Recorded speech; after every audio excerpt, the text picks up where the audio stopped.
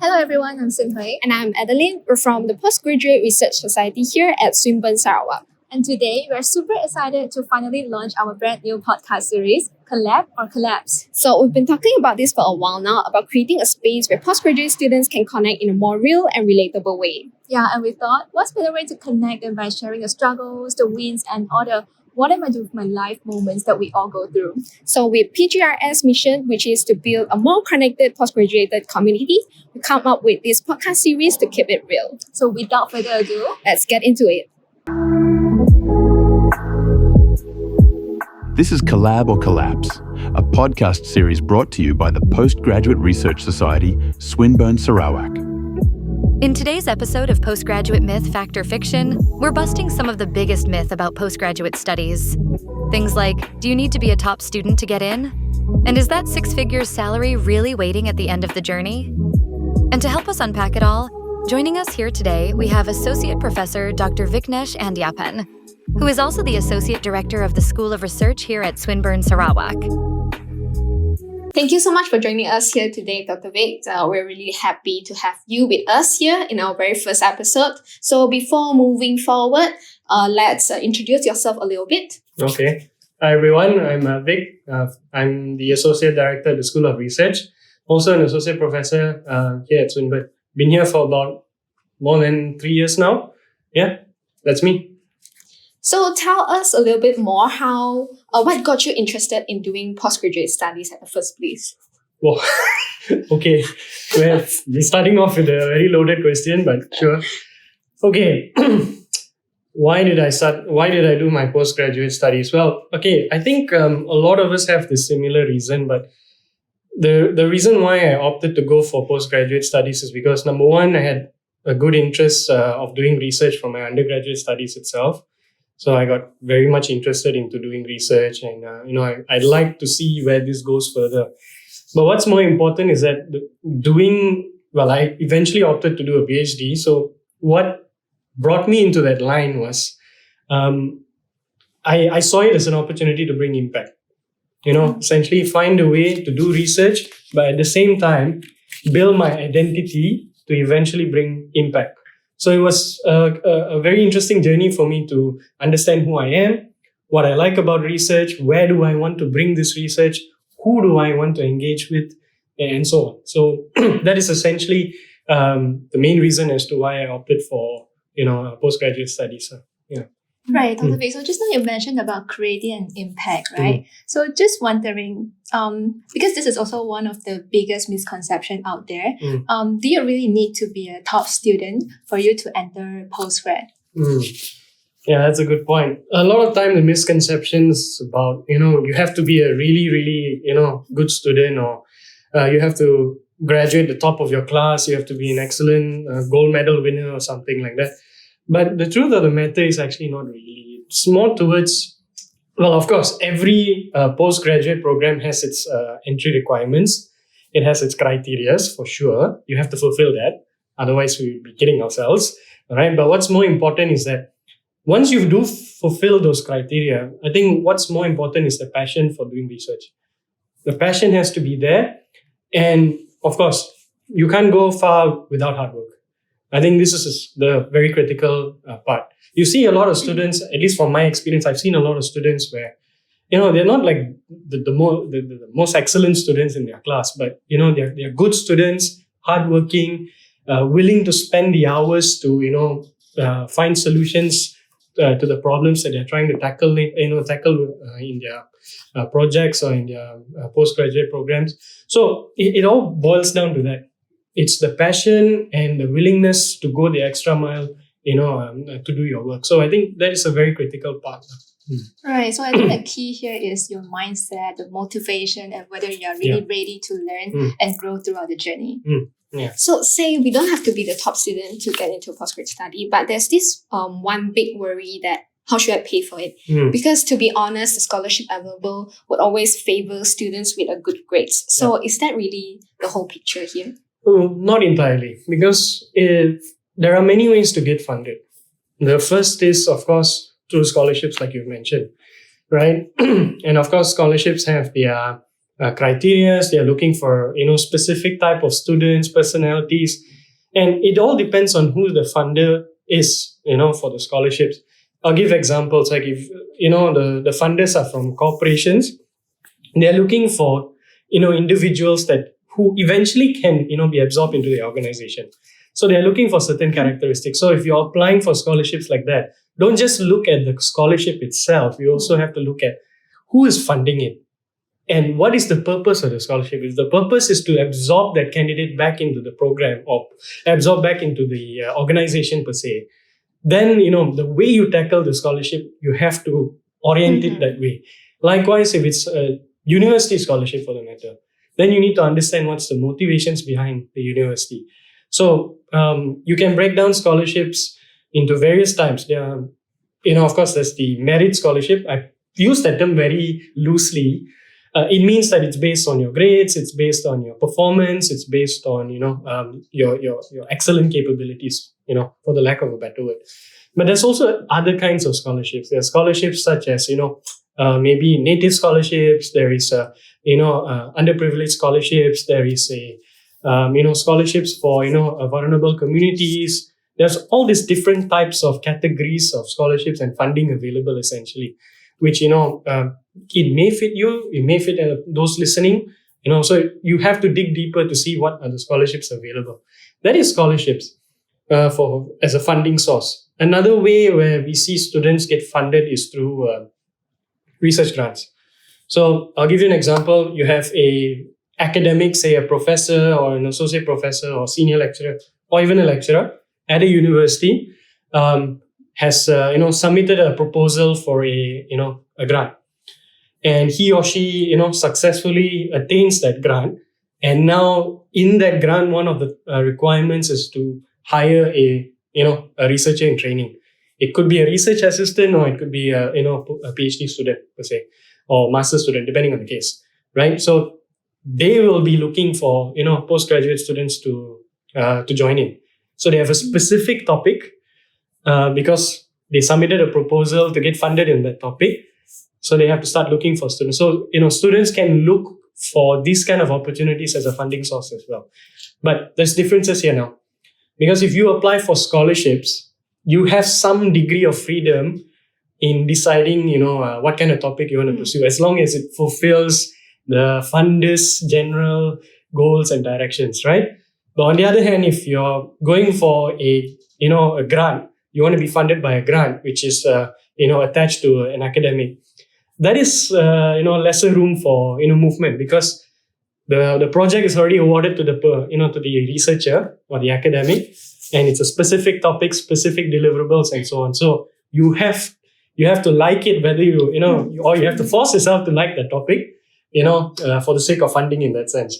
But of course, we don't encourage students to think of it like that. It has to be a topic in which that you're going to have interest in. It helps you in your career, and at the same time, you have a funding source as well. Yeah, so these are just some examples of funding opportunities. Yeah, so I would say that it's not all about just a good grade. There's actually a wide range of scholarship funding out there that serve for a different purpose and also a goal. And also, most importantly, just focus on showing your potential than actually over perfection. Yes, exactly. And what's more important is that look at what the criteria is looking for and focus on that. Because there are also other interesting type of scholarships. I'm not so sure whether you see this in Sarawak or in Malaysia, but at least in other parts of the world, you see sports scholarships, you see, corporate scholarships, you see all this very interesting, unique type of, funding opportunities. And sometimes they're not readily screaming out for your attention. You have to dig, you have to find, the World Wide Web is so big, Now a lot of things are being advertised in various platforms. I'm getting old. What do you all use now? Instagram, is it? Instagram. Snapchat. I don't know. So it just shows I'm a growing dinosaur already right now. But then, but what's more importantly is that you have to see what are the different, platforms where you see this funding sources or the scholarships actually appear.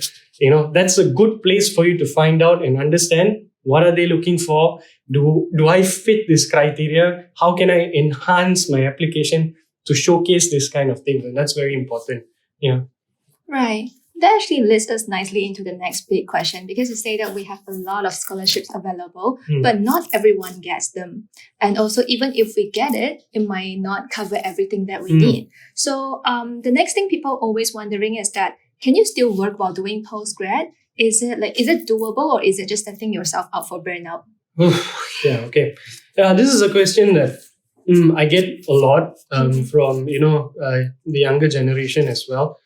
And in fact, even with those who are currently working in industry or in the corporate lines as well. The short answer is, it is possible. But, there's a caveat there. There's a lot of disclaimers I'm going to list out. All right. If you think about it, there are pros and cons in each pathway. Let's just assume we're going to go with the direction of a full-time student. All right. Yeah. You're going to go through a PhD or a master's full-time. I understand. But you also have to understand that it's that during that period of time, you're not going to be working, you're not earning a salary. You might be getting a scholarship with a stipend, but the stipend rate is definitely lower than a typical salary in industry. So, there is that, that commitment there which you're going, putting away from, earning, higher salaries, quote unquote. But then at the same time, it gives you a chance to complete things while you're still young, while you still have energy. So this I'm talking about, those fresh graduates who are considering masters or PhD right after the graduation from their undergraduate program. This is I'm talking from the terms of energy. You're young, you still got time, you can work on these things. Yes, a little bit of sacrifice on the salary and the finance part. But eventually you still go working, yes. There's pros and cons there. But those doing part-time, there's also pros and cons. Let me talk about the benefits first. When you're working, the good thing about it is that while you're working, you get to see how the world works, right? You get to see how the big picture works. You see how people work in industry. You understand the pain points of your specific field of work. And then when you come back, you do a master's part-time or you do a PhD part-time, helps inform that research a little bit more from the practical standpoint. Because sometimes people complain, doing PhD, doing masters can be theoretical, very theory-focused and so on. But if you do part-time while you're working, you get to see your day-to-day work and how it connects to the research as well. So that's a good thing. But the challenge is juggling both. All right. So you need to earn money. Yes, you go and work full-time in industry or in the corporate world. But that's where you do part-time, your PhD or your master's. But here comes the issue, because if these are two competing worlds, they don't necessarily complement each other. And that's where it's very challenging, And it's even harder when the specific candidate has a family, has, responsibilities at home and things like that. So most of the times you can understand that, those things take more priority than everything else, right? Yeah. And then you have this very small amount of time during the weekends where you can devote to the PhD or the master's. By that time, you're probably drained and tired and so on. So it's a really ongoing, it's a fight of, discipline. It's a fight of, juggling. But there is actually a way around this. And what I normally recommend those who are thinking about doing part-time is that make sure the PhD that you're doing or the master's that you're doing is directly related to what you're working on at work. Because then it will just be an extension of that world into your thesis. You get what I mean? So at least it doesn't feel like you're competing on both fronts in terms of attention. I'll give you an example. If you have a candidate that's doing part-time, he's working in the oil and gas industry, but then he's doing work related to, biomass or renewable energy or solar. It's competing. It's not really going to help. In terms of juggling and finding that trade-off, is going to be a real uphill battle for the candidate. But if you see someone from the oil and gas sector, working there full-time, but doing a part-time master's or something related to maybe a specific technology that he's looking at in the industry. Or say, for example, those in, finance or in management, they are looking at, organizational behavior in their company as their case study. So this brings two worlds together, and that helps sort of like kill two birds with one stone. And you will see that students or candidates are more motivated because they see the end game. They don't see it as a competing issue. And as you all know, part-time is double the duration, right, of a full-time student. Say, for example, typically a PhD student is about 3 to 4 years. So if it's part-time, it's double the duration. So it won't feel like double the time because you're kind of doing it together. You see? Yeah. I know, sorry, it's a long answer for the question, but yeah. Yeah, but it's really good to hear that it's doable, especially for those who really require financial support. I think it really depends on how you manage your time and also to be clear on your priorities. And the most important thing is to understand your limits and also capabilities before deciding whether you would like to do a part-time job while pursuing postgrad studies. So, financial consideration apart, there's also a big question when enrolling to a postgrad study is whether I'll go with a PhD or a master. Because some would think that the ultimate goal is to get a PhD. And there's even cases where someone with a master degree would think that, since I already have a master, might as well just go with a PhD. And then some would think that, a PhD would limit my option in the industry. So, what do you have? Okay, this is... if we have to look at this from different angles. It all depends on individuals. I have to warn everyone here in the studio that my answer is going to be like that for most of the questions from now on because it really depends on the individual. Because you see, if it all goes back to what the individual wants to do, what is part of the career plan? That's essential. There has to be some form of a career plan first. If I want to end up somewhere doing certain things, so what are the ingredients I need to get there? Is it a master's or is it a PhD? So you see, the way I'm answering the question here is that way. And that's how the students need, or the candidates need to look at this.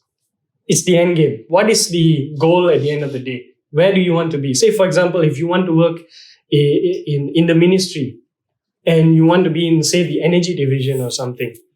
Well, okay, so which one is going to be more useful for you? Is it going to be a master's in environmental science, or is it a PhD in a specific topic? I can't answer that for you. You have to answer it yourself. But the goal, the principle that I'm putting here is that it all goes back to what is your career plan. Most of the time I see, which is very unfortunate, I do see a lot of students that when they pick up postgraduate studies, it's more of a decision of circumstance. It's like, it's not like they plan things out. It's like, I don't have much opportunities right now. I'll do a postgraduate study. I don't want to hear this. Unfortunately, I hear this a lot. It's very sad because now all of a sudden the postgraduate journey has become like sort of like a backup plan. And it shouldn't be. It should be something that helps you build your skills and complement, your journey. It's supposed to help you get where you are. But a lot of times I see students, they don't plan that far. It's okay to plan far, and if it doesn't work out, because plans don't always go together, but it's to give you a sense of direction and purpose. I think that's what's important here. I have other examples of, students who want to work in, policy institutes in one day. So will a master's be useful for them? Will a PhD be useful for them? It goes back to, number one, what topic are they doing? What opportunities do they get during the study? And who do they collaborate with? Because who knows, right? Maybe you might be collaborating with someone in the government or in the policy institutes or think tanks and things like that, or even in industry for the matter. So this helps you build that, that answer for that question, in a way. So in essence, it's like, do you do a master's or do you do a PhD? So it all goes down. Another way I can break it down is, say, for example, you're going to industry, right? You have to see what kind of skills they're looking for, right? If you want to work in company A one day, you want to be the head of some, R&D department, 9 out of 10 times they expect you to at least have a PhD, right? Because it's an R&D department, right? But if you want to work in the management side, do you really need a PhD? Probably not. But I say this with a disclaimer, because at the end of the day, when it comes to industry, if you're going back to industry, doing a postgraduate study is not wrong. It's just that you have to understand the way industry looks at your qualification is different than other opportunities. Industry looks at what skills do you bring to the table. And I mean soft skills. Of course, technical skills, yes, that's a given, but it's also the soft skills. I'll give you an example. Say you've just finished your master's, right? This 2-year master's that you've just completed. you have a set of soft skills that you achieve from that whole journey. Say, for example, you had the opportunity to organize a conference with your supervisor. Mhm. Yeah, so that gives you some soft skills on organizing an event. If you're always dealing with purchases, maybe you need some money for your chemicals, for your lab work and things like that. So you have to manage suppliers, vendors, and then also submit documents. So those are soft skills, believe it or not. It's actually soft skills because you're not only managing procurement, you're also dealing with vendors and things like people skills and things like that. So it's very important to not only say, hey, I have a master's. It's the soft skills. You have to list them out in your CV. It's very different from both angles. So by knowing all these things, then you will know whether a master's is useful for you and whether you need to stop there or whether you still need to pursue a PhD as well. Yeah, essentially that, yeah. I think that's a point that Dr. Vic emphasized, that you need to be really clear of what you want to do next. And then there's no one option that's better than another here. Yeah, certainly no. Yeah. It all depends on individuals. Yeah. I told you I want you guys. I want you guys. I'm going to be repeating this often. Yeah. Okay, so before we dive further deep into what are the soft skills that we actually need, just want to go back a little bit. Just now you mentioned a lot on the end game, what is the goal that we really want to achieve in order for us to choose between master's or PhD, right? So there's another common career myth over here. One common assumption about what comes after postgraduate study is that a postgraduate degree automatically means you are heading into academia, either as a lecturer or full-time researcher. Yep. Do you think is academia the only options? No, certainly no. I disagree with that completely, wholeheartedly, to be exact. Yeah. I mean, but I don't blame, people having this misconception. It's very true, even till this very day, in the modern day, where, you have so much of, internet platforms that connect you even further, yet it still feels like, this misconception is quite, widely infecting people's minds, And what I have to say to this is, the answer is no. It's not just, if you do a master's or PhD, you're not confined to the pathway of just going into academia.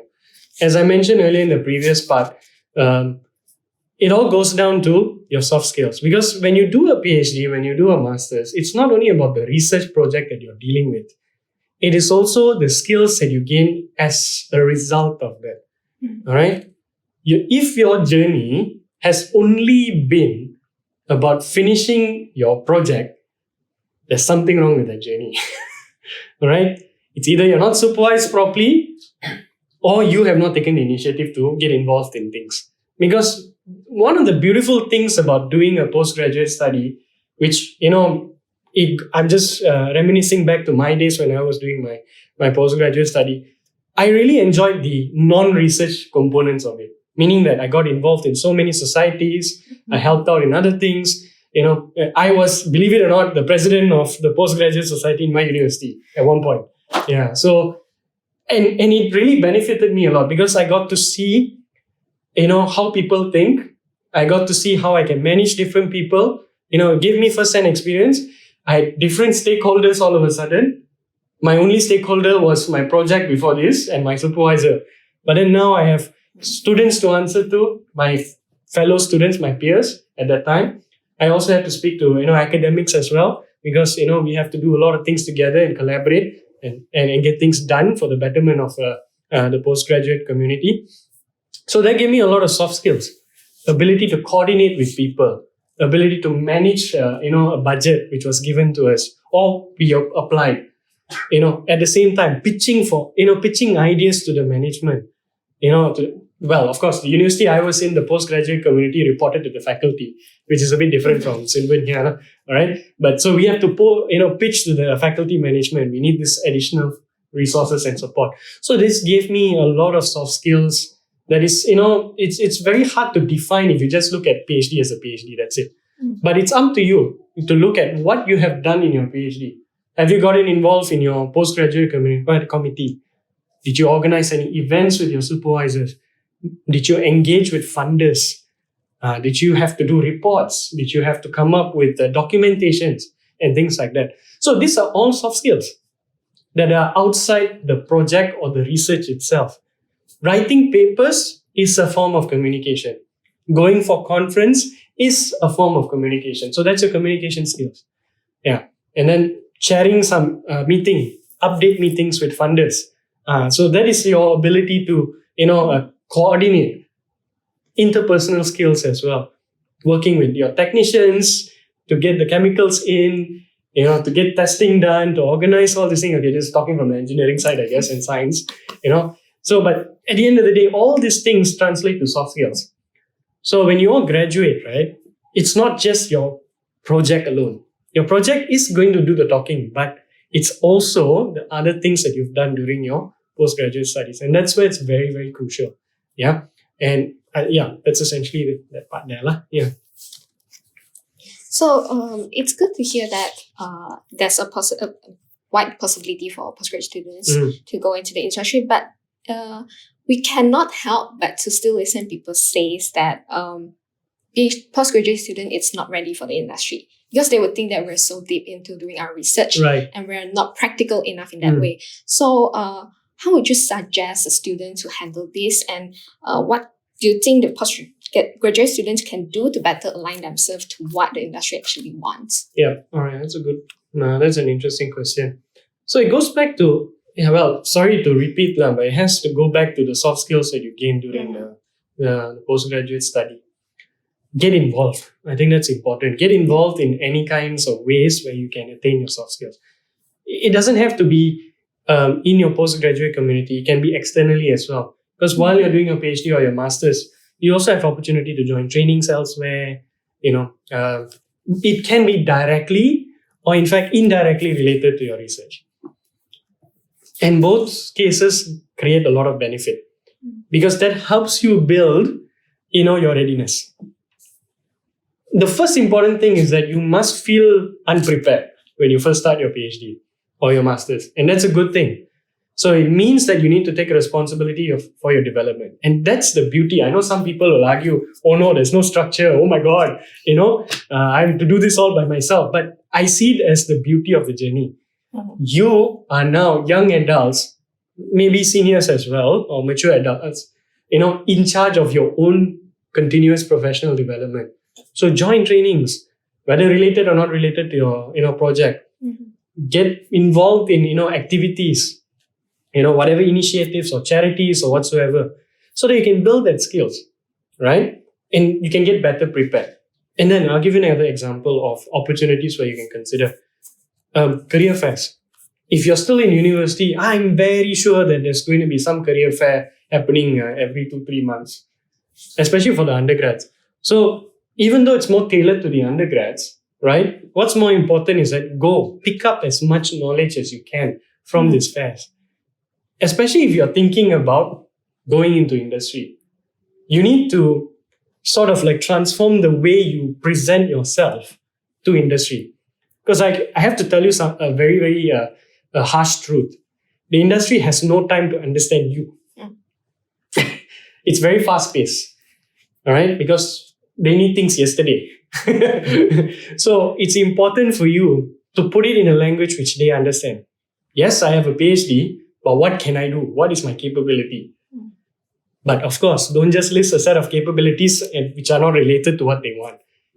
Look at what they're looking for. If they need someone who's capable in Python, capable in, dealing with software.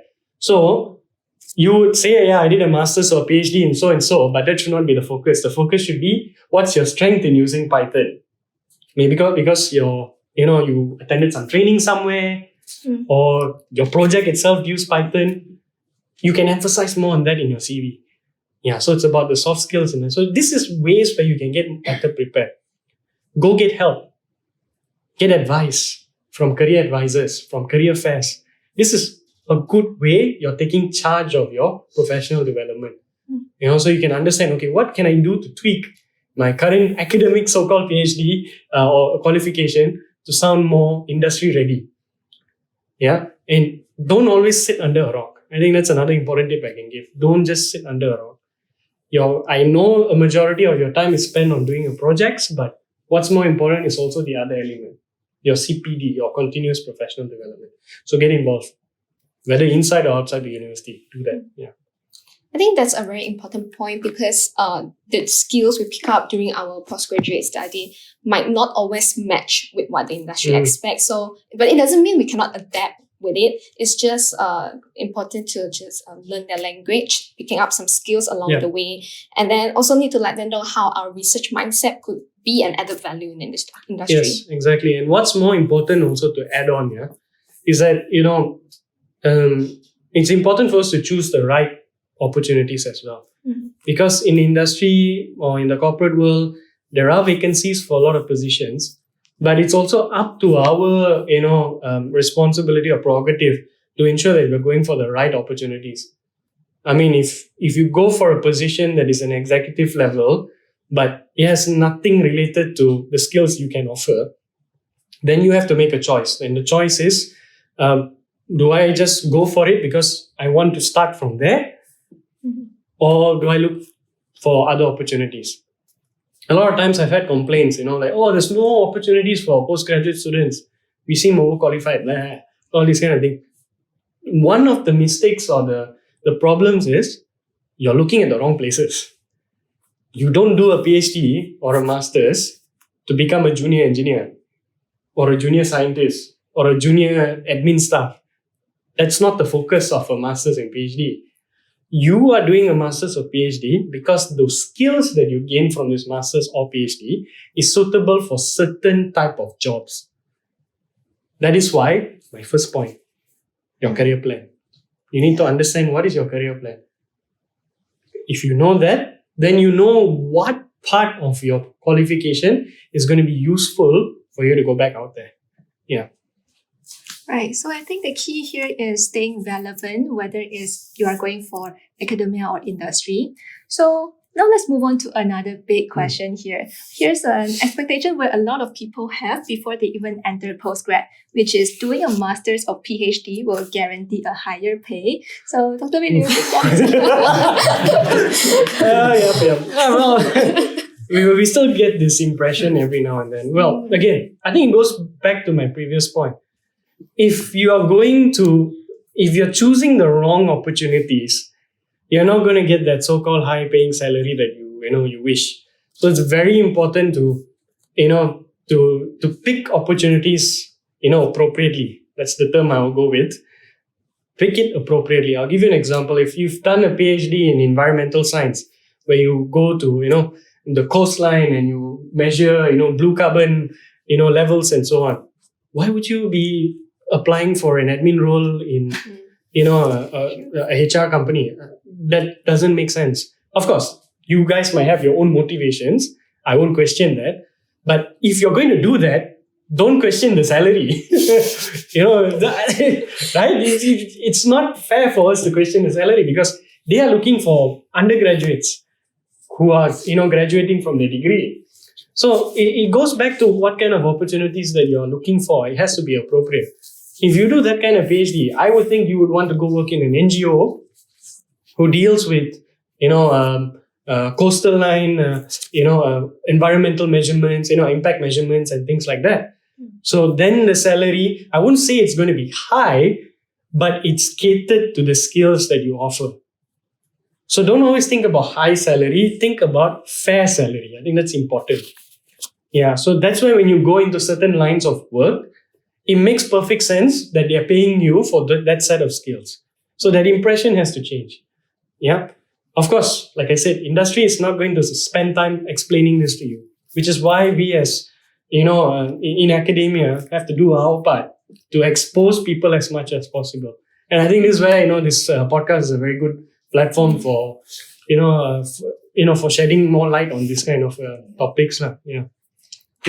Right. So it sounds like the value of a postgrad degree isn't just about chasing a salary, isn't it? We have to really look at the value that is in return. It's all about personal growth, building expertise, and also opening doors for more opportunities in the long run. Yes, exactly. Yeah, return on value. That's the way to look at it. It's about how much do you get back in return, but not from only an investment point of view. Because you not only invest money, you invest time, you invest effort, you invest your brain cells, your brain power, your brain juice and things like that. But what's more important is also what kind of experience do you get back. Yeah. And that's why I say that, the postgraduate journey is a very, very interesting journey, because you get to explore more because you like doing research. So it's not just research about the project or the study itself. It's also about research about you, about your development, and about the world itself, how the world works. Yeah. And when those two things come together, you find that very nice balance of, I have the right skill sets, I have the right timing, and I have the right place or opportunities to go and get a job. Yeah. All right. Thanks, Dr. Vic. All right. That's a wrap for the first part of our very first episode, Postgraduate Myth, Fact or Fiction. But we're just getting started. In the next part, we will dive into what it actually feels like to be a postgrad, from the day-to-day experience, the surprises, and all the behind-the-scene moments where people don't always talk about. So stick around, you wouldn't want to miss it.